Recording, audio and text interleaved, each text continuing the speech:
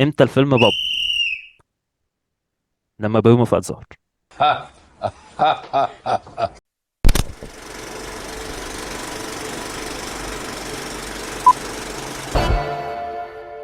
فيلم الحريفة اتكلم عن ماجد اللي هو نور النبوي. ماجد هو شخص من الطبقة الأرستقراطية، كان في مدرسة انترناشونال. بتحصل ظروف مادية لوالده في الشغل، بيضطر اللي هو ينقل الطبقة اللي هو عايش فيها يعني لطبقة أقل، وبالتالي بيدخل مدرسة حكومية. ماجد هو لعيب كرة، وفي المدرسة اللي هو بيروحها دي بيتعرف على مجموعة من الشباب، وبيتعرف على مدرس الألعاب اللي في المدرسة اللي هو ميدو. وبتيجي قدامهم فرصة بطولة الحريفة، وهي بطولة طبعا لكرة القدم الخماسية. فبنشوف بقى في هذه الرحلة ايه التغير اللي هتحصل على ماجد بعد اختلاطه بهذا المجتمع الغريب عليه.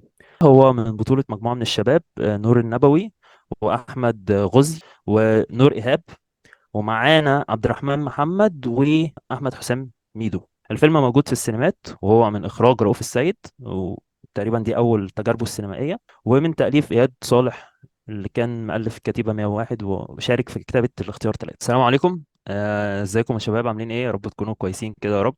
في البدايه يا جماعه، بس ما تنسوش اللايك والسبسكرايب والكومنتس، وقولوا لنا ارائكم، لان ده بيفرق معانا جدا جدا والله. وهو ده اللي بيحمسنا اصلا ان احنا كل شويه نعمل حاجات جديدة وتبقى ابديتد كده، واحنا بنبقى حريصين يعني ان احنا نكون من اول الناس اللي بتتكلم عن الافلام اللي بتنزل يعني.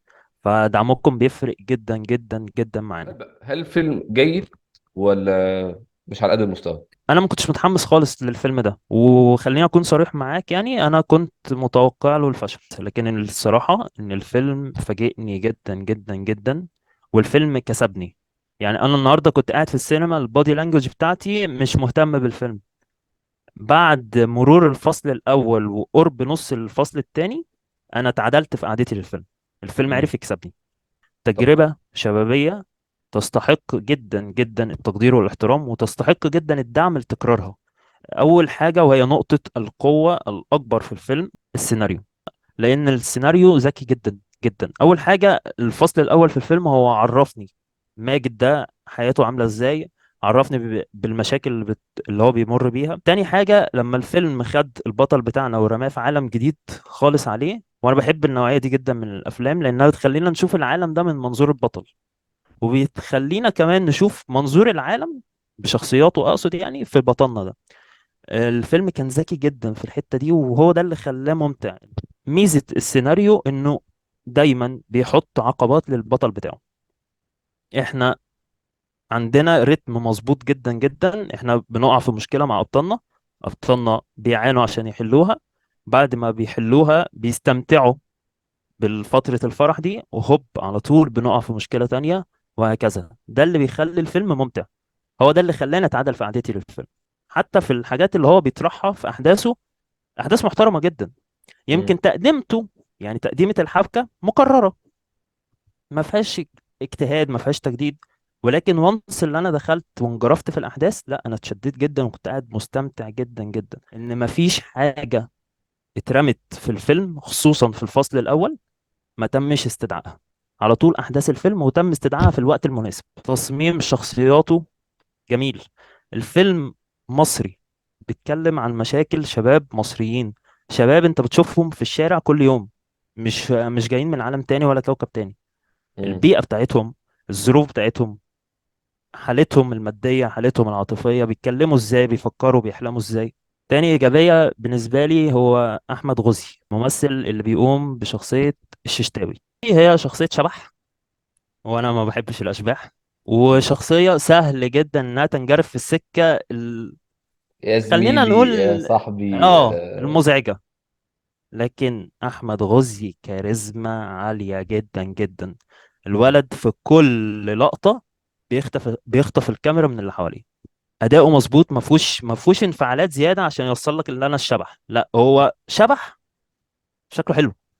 شبح انت عايز تصاحبه، عايز تقعد معاه، اوكي. عايز تتكلم معاه. عجبني في الاخراج الريتم بتاع الفيلم. يعني ايقاع الفيلم كان مظبوط جدا.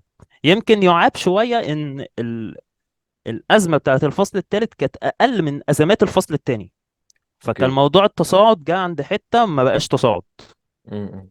يعني لو كانت اتعكست كانت هتبقى نقطة احسن. إيجابية أكتر وأكتر في الفيلم. ما أقدرش أقول خالص هو كان متوقع زيادة عن اللزوم. مم. مشكلته اللي هو كان متوقع زيادة عن اللزوم يعني. مأخذ على الفيلم فهي في إخراج مشاهد الماتشات. إخراج مشاهد الماتشات ما كانش مميز خالص خالص، لأن كل الافلام المصريه في حركة. الفتره الاخيره اللي كانت ليها علاقه بالماتشات، كابتن مصر، فيلم حتى اللي عجبني جدا كان مفاجاه بتاع هشام ماجد، وهو دينا مم. الشربيني كان بيتكلم عن الماتشات. اسوأ حاجه كانت بتبقى في الافلام دي كلها اخراج الماتشات فعلا. فصيلة، خلينا أقول إخراج الماتشات كان فصيل، بس إخراج أجواء الماتشات كان رائع. ما بعد الماتش وما قبل الماتش، الكلام اللي بين الشخصيات بتاعنا ايوه، ما ده كان احنا جميل جدا مارين، خلي بالك الصراحة. برضو، انا حتى اخر فيلم اتعمل عن ماتشات كان المطاريد. المطاريد اضعف جزء في الفيلم كله. اما المطاريد ما عجبنيش قوي، بس اضعف جزء في الفيلم كله كان جزء الماتشات. احنا ما بنعرفش نخرج الحاله بتاعت الماتشات يعني غير افلام هوليوود. مم. هوليوود لما بيعملوا اه. افلام البيسبول او افلام الامريكان فوتبول او اي نوع من الافلام دي، لا بيعرفوا يخرجوا ايه اللي بيحصل في الماتش. باي ذا واي، لو مم. انتوا عايزين يعني دي زي ريكومنديشن لناس عايزه تشوف احلى فيلم انا شفته في حياتي عن كره القدم، فيلم اسمه ذا دامد يونايتد. بيحكي عن براين كلوف، ذا ريل سبيشال وان. انا برضو من الحاجات اللي عجبتني في الاخراج ان هو اتعامل مع الشريحة اللي احنا بنتعامل معاها دي، انه كان عايز يطلعها شكلها حلو. ما كانش بيقول بقى احنا في عشوائيات او احنا في طبقة مثلا يعني اقل من المتوسطة، فانا هظهر بقى الزبالة وهظهر مش عارف ايه. لا لا، الفيلم كان بيحاول جدا انه يخلي شكلهم حلو، شكلهم على بس هو، الشاشة حلو، ايوه بس رصتهم يعني، جنب بعض حلو. اه بس هو مش ده دوره يعني. كده ولا كده هو احنا هنا مش يعني هو لو بيعرض شكلهم وحش على حسب نوعية الفيلم. يعني مثلا احنا، لو انا اسف لو بتفزلك، بس لو في سينما واقعية هحاول اظهر شكلهم الحقيقي. بس احنا فيلم هنا فيلم فن. الفيلم فمش فن. مطالب، اه فمش الفيلم فن. مطالب اه. ان انا اعمل كده يعني. ميدو كان كويس جدا. انا استغربت كمان إن دور ميدو كان دور جد. مم. يعني ميدو ما رماش افيه طول الفيلم، ما حاولش اوكي. يتفزلك كمان يعني. دي كانت حاجة موفقة جدا. نور النبوي كويس، يعني هو كويس، ولكن احمد غزي كان طاغي. دايما سارق منه بالظبط طاغي. الكاميرا حباه. يعني مفيش حاجه مضايقاني، عندي كومنتات طبعا بس مفيش حاجه مضايقاني. لا، بمجرد ما بيومي فؤاد ظهر، لا هنعلق النهارده على ماتش. يا راجل، يا راجل ما احنا كنا كويسين. انا رجعت تاني اروح عادل قعدتي، عايز ادي وشي، عايز ادي ظهري للشاشه. بجد انا كنت ببص في الساعة يا رب مشاهده تخلص. انت هتكمل معانا الفصل الثالث كله؟ لا، ارجوكم، ارجوكم خلصوني. الناس في القاعة تسمع اصوات اللي هم متضايقين يعني، تسمع اصوات الهمهمة كده. سمعت اصوات الهمهمة في القاعة في مشاهد بيومي فؤاد. في السلبيات يعني شوية حسيت في الفصل الثالث ان العقبات بتاعتنا سهلة شوية يعني. مش محتاجة كل يعني المعاناة دي. يعني احنا عانينا اكتر طول الرحلة، وجينا في الفصل الثالث. او ممكن تكون متوقعه، يعني هي سهله ومتوقعه. يعني من الحاجات برضو اللي انا حبيتها قوي في الفيلم ان الفيلم ده اتكلم عن الصحاب، اتكلم عن علاقه الصداقه، وبقالنا كتير يعني ما فيش فيلم تطرق ليها يعني. ان ازاي العلاقه دي غير متكلفه وغير مشروطه. يعني هم قانونهم سهل جدا، احبابك احبابي، اخصامك اخصامي. فهو كاوفر اول هو تجربه شبابيه رائعه. انصح الناس انها تروح تشوفها في السينما، واتمنى تكرر. وانا مبسوط الصراحة باللي بيحصل الفترة الأخيرة في السينما، مش بالجودة، حتى بغزارة الإنتاج. هنا بقى أنت بإنتج، والجودة هتتحسن مع التكرار، مع بالظبط، الخبرة، مع والمنافسة هترفع التجربة. من الجودة. والمنافسة أكيد لو هترفع من في الجودة. منافسة. المنافسة بالظبط، هترفع من يعني أنت الجودة. دلوقتي في منافسة بين الحريفة وبين الإسكندراني. دي دفعة إن الأفلام تتحسن. يا رب يعني إن المنافسة أتمنى تخلي الأفلام أتمنى تتحسن. 2024 تكون سنة جيدة سينمائيا للسينما المصرية يعني. أتمنى. طب لو كده أنت تقييمك كام؟ تقييمي 8 من 10. ماشي. احنا قلنا بقى مش هنتكلم فيها تاني. فيلم بقيمه كفيلم، ولا مصري ولا غير ماشي. مصري. يعني باللي احنا شايفينه ده، هو أتمنى الناس تدخله، أو حتى تدخلوا وتتناقش معانا. ممكن يبقى احنا رأينا مختلف عن رأيكم، نتناقش مع بعض في الكومنتات وبالراحة وقشطة. كل ده في الأول وفي الآخر دي آراء، ممكن يبقى صح ممكن يبقى غلط، والآراء يعني. وإن شاء الله نشوفكم الحلقة الجاية، وباي باي.